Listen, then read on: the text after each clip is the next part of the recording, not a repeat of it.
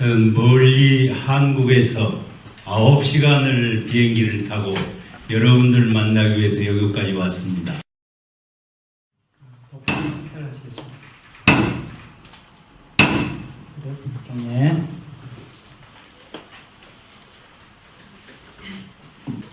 여러분 반갑습니다. 저는 멀리 한국에서 9시간을 비행기를 타고 여러분들 만나기 위해서 여기까지 왔습니다. 여러분들이 원불교 처음 생겼을 때 원불교를 지켜주시고 원불교 마음 공부를 열심히 하신다는 이야기를 듣고 매우 반가웠습니다. 여러분 반가우시죠?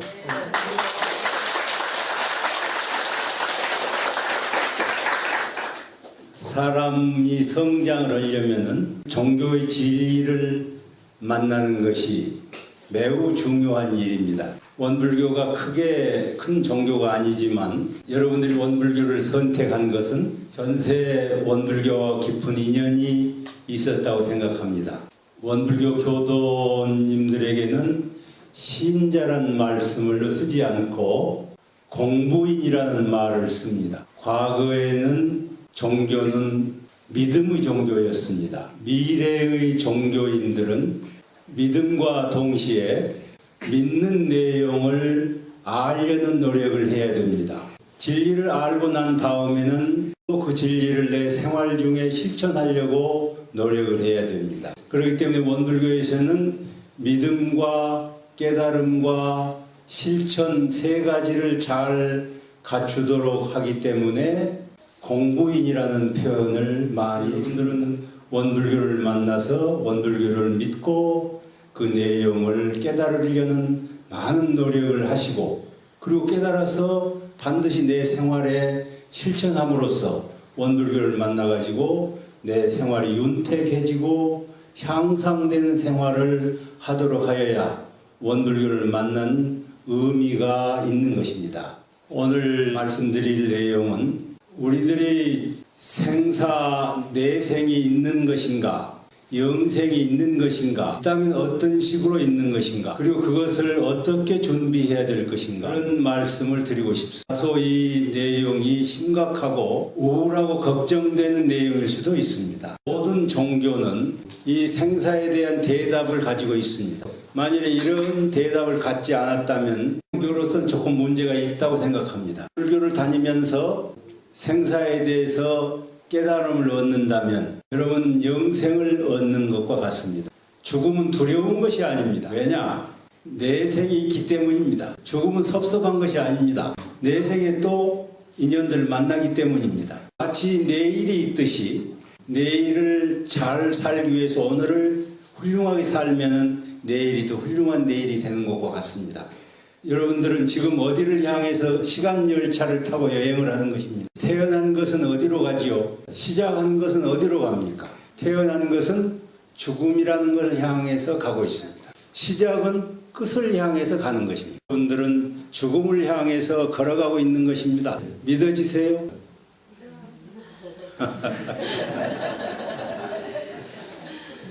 우리는 시간 열차를 타고 죽음이라는 종착역을 향해서 걸어가고 있는 것입니다.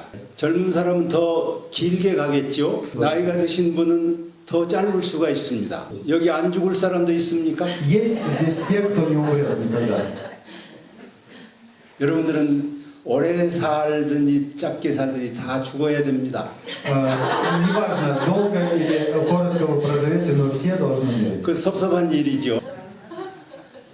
부처님께서는 우리 중생은 죽음을 향해서 가고 있는데 죽을 일을 생각하지 아니하고 살 일만 생각하고 살기 때문에 가령 예를 들면 잘 먹는다든지 잘 입는다든지 지위가 높아진다든지 그렇게 사는 일만 생각하고 죽음을 준비하지 않기 때문에 어리석다고 이야기합니다.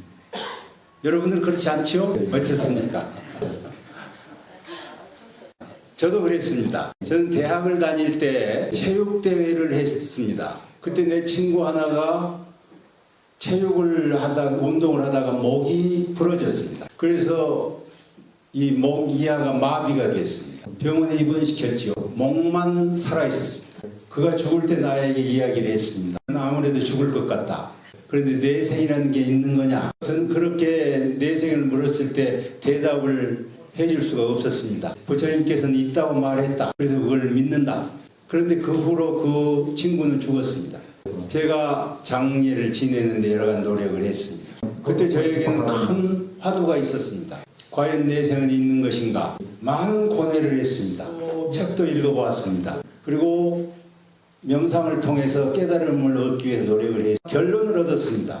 내생은 반드시 있는 거다. 우리는 전생도 있는 거다. 많은 전생이 있었다. 많은 전생에 의해서 현생이 있고 현생을 어떻게 살았느냐에 따라서 내생의 행복과 불행이 갈려진다는 것을 알게 됐습니다. 여러분 전생이 있다고 생각합니까? 반드시 전생은 있었습니다. 수많은 전생을 살아왔기 때문에 우리는 운명이라는 것을 가지고 있습니다.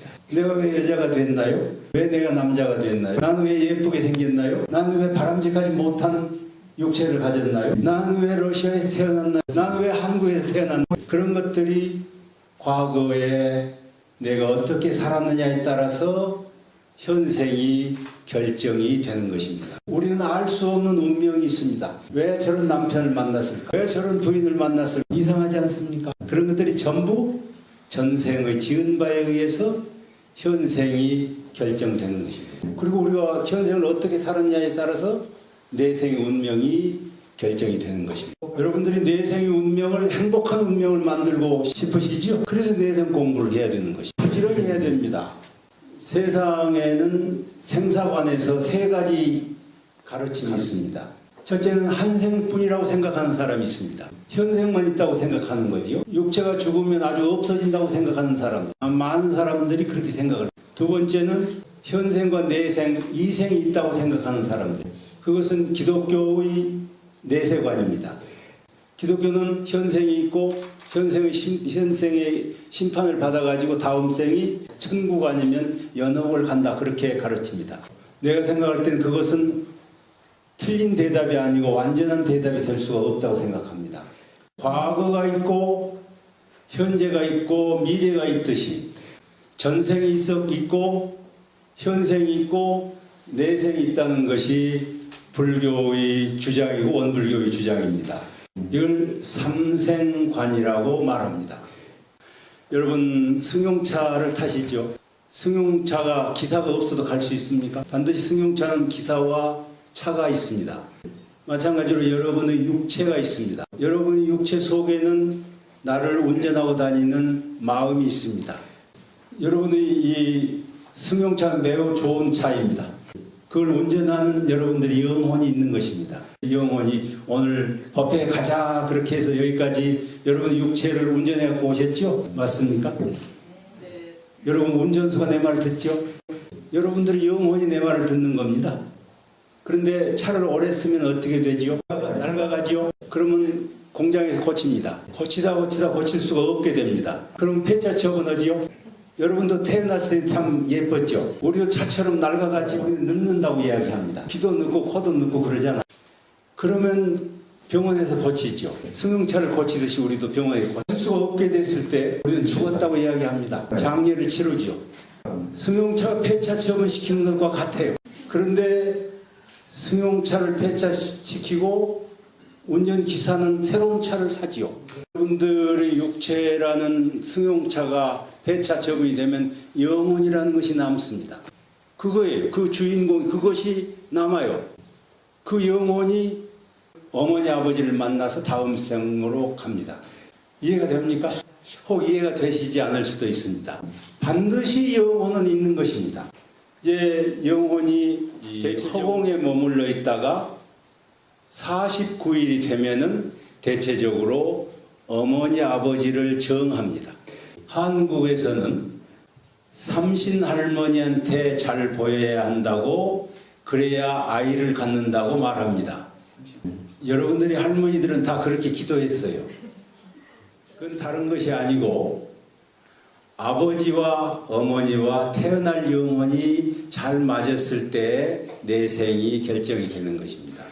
그런데 이제 영혼이 새 어머니 아버지를 만날 때 몇 가지 거래하는 원칙이 있습니다.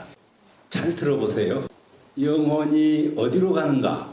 사랑하는 데로 갑니다. 가령 남편이 3년 전에 돌아가셨어요. 남편을 생각하고 나면은 남편이 그리워집니다. 그쪽으로 가기가 쉽습니다. 그걸 사랑하는 데로 간다고 이야기합니다. 다른 하나는 원한이 있는 곳으로 갑니다.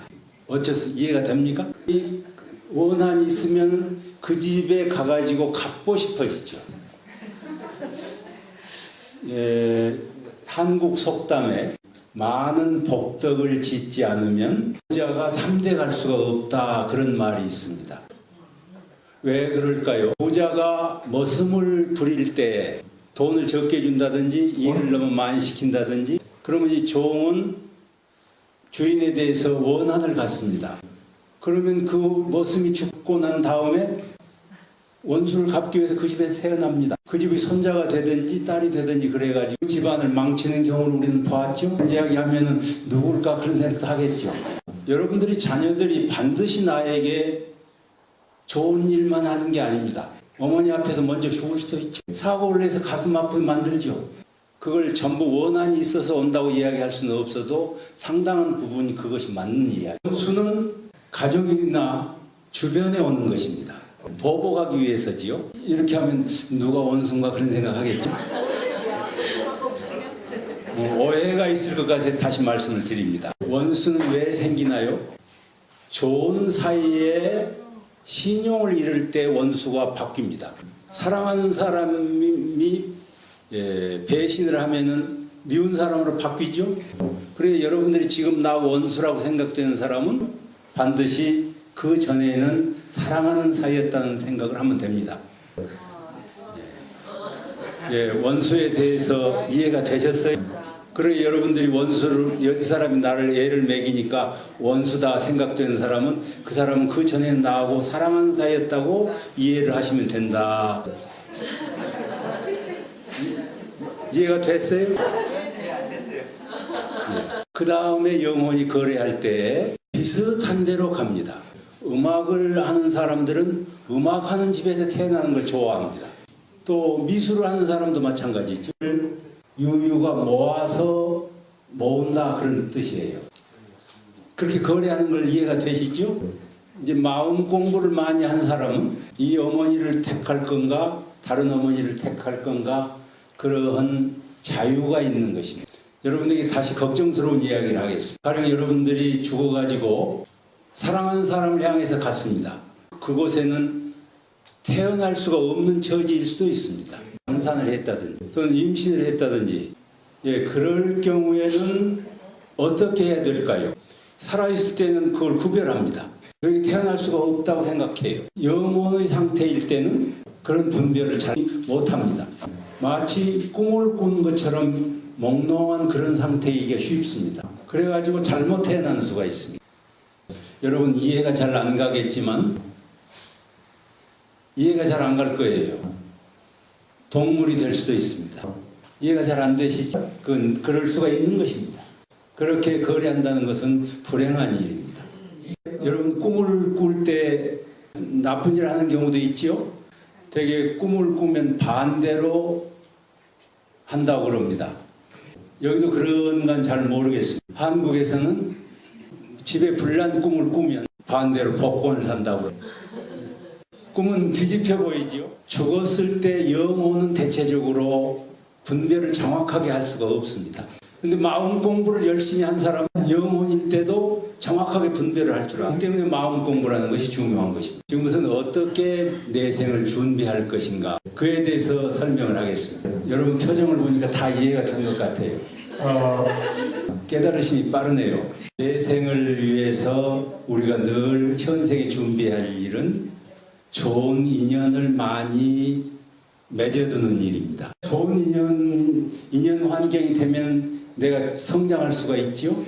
훌륭한 부모를 만날 수도 있고 혹은 그렇지 못한 부모를 만날 수도 있습니다. 그렇기 때문에 여러분들은 현생을 살면서 많은 좋은 인연들을 맺는 일이 다음 생의 나의 인연을 만드는 일입니다. 가장 중요한 것은 원수를 맺지 마십시오. 그리고 또 중요한 것은 부처님과 인연을 많이 지으시고 여러분들이 인연 농사를 잘 지어야 됩니다. 어떤 분은 노력을 별로 하지 않아도 운수가 좋은 사람도 있지요. 운수 좋습니까? 아하하.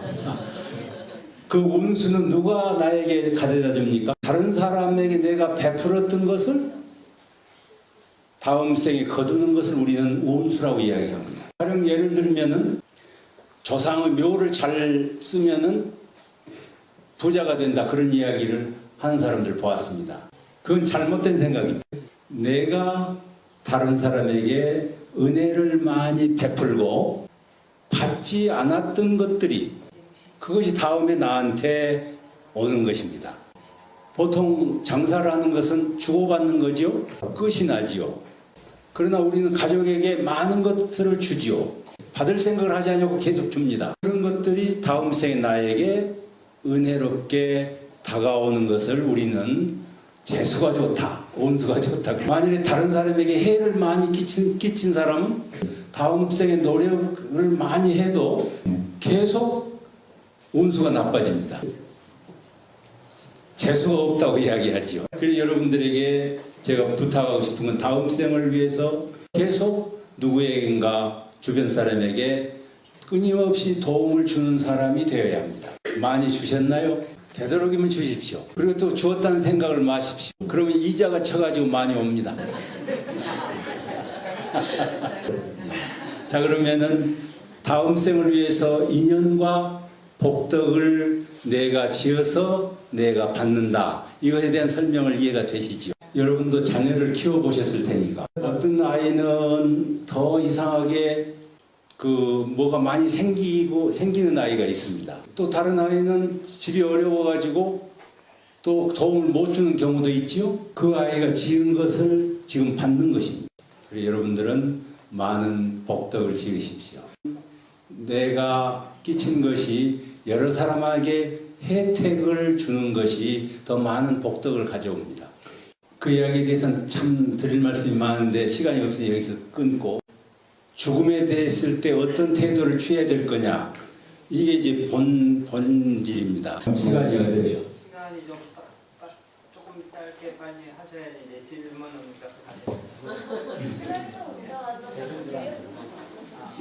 아, 그러세요. 여기 다르십니다. 여러분, 비행기 사고가 나면 뭘 찾죠?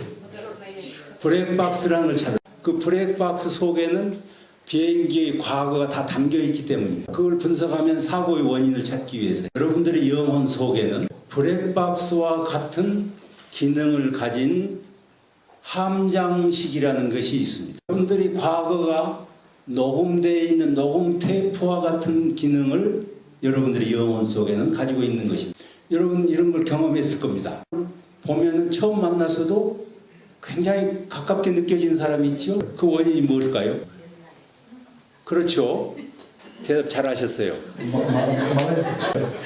블랙박스와 같은 거기에 그 사람과 만나서 다정했던 것들이 여기가 저장되어 있기 때문에 그 사람을 만났을 때 이게 나왔기 때문에 그런 겁니다. 반대로 이런 사람도 있어요.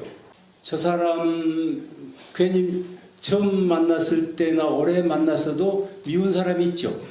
이유가 없이 미워진 사람도 있잖아요. 왜 그러겠어요? 공평하지 못하잖아요. 인생에 나하고 원수신 사람을 만나면 그 사람이 하는 걸 미운 거예요. 이렇게 이야기합니다. 왜 미워하느냐 그러면 다음에 이유를 붙입니다.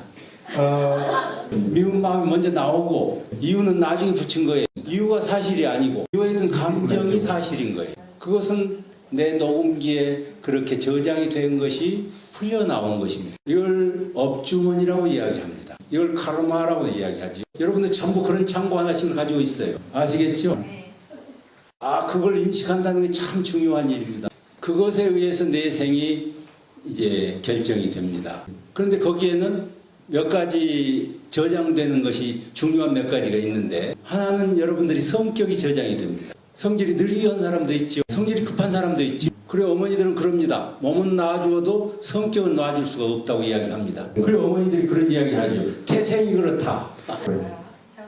그건 그 아이가 전생에 성격을 느린 짓을 많이 했기 때문에 느린 것을 저장해가지고 아주 금생도 느린 겁니다. 성격이 급한 사람도 있죠. 그 사람도 전생에 성격을 급하게 써버릇했어요. 여기 함장시 그게 녹음이 돼 있다. 현생에 급한 일을 하는 것이죠. 현생에 급한 사람을 계속 급한 성격을 가진다면 다음 생에 어떤 사람으로 될까요? 신경질 왕이 됩니다. 여러분 어쩌고 싶습니까? 자기의 성격은 자기가 만들어 가지고 다닙니다. 이걸 확실히 알아야 됩니다. 지금 신경질 많이 부리는 사람이 있으면 고쳐야 됩니다. 그리고 그 다음에는 재능이 여기에 저장이 됩니다. 솜씨 좋은 사람도 있죠. 음악 감각이 뛰어난 사람도 있죠. 또 화가도 있죠. 전생에 음악을 열심히 한 사람은 음감이 좋은 사람이 됩니다. 전생에 음악을 하지 않은 사람을 보고 음악을 하라면 잘 안 됩니다. 여러분들이 지금 잘하고 있는 것은 교육에 의해서 결정되기도 하지만 전생에 의해서 결정돼 가지고 옵니다. 여러분 무슨 재주가 있죠? 전생에 음식을 잘했다면 금생에 음식 솜씨가 좋다고 이야기할 거예요. 모든 재능은 자기가 만들어 가지고 그것을 자기가 사용하는 것입니다. 반드시 어머니 아버지를 닮지 않죠?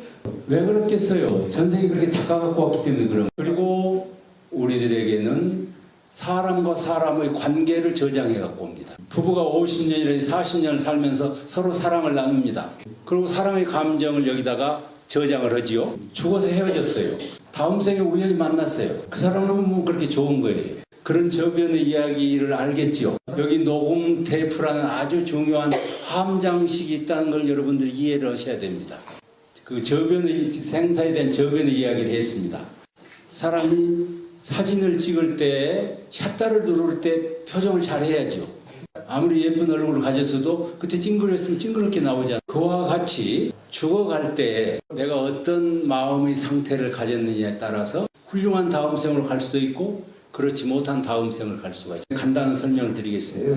여기 오셔서 명상 공부를 많이 해야 됩니다. 일심 공부라는 걸 해야 됩니다. 그렇게 하면은 죽음에 이르러서 안심을 얻고 갈 수가 있습니다. 최후에 두려운 생각이 없이 가는 사람하고 두려움에 떨고 가는 사람하고 다르겠죠. 두려움이 없이 안심하는 마음을 가지고 가는 것이 가장 중요한 일. 다른 하나는 사랑하는 것들이 나의 앞길을 가로막는 경우가 있습니다. 자녀에 대한 심한 걱정, 재산에 대한 심한 애착, 그런 것을 가지면은 영혼이 자유롭지가 못합니다. 그렇기 때문에 그것으로부터 벗어나는 것이 중요한 일입니다. 사랑하는 건 지금 하는 겁니다. 살았을 때. 죽어갈 때는 버리고 가니까 마음도 버려야 됩니다. 또 다음 생에 만나서 사랑하면 됩니다.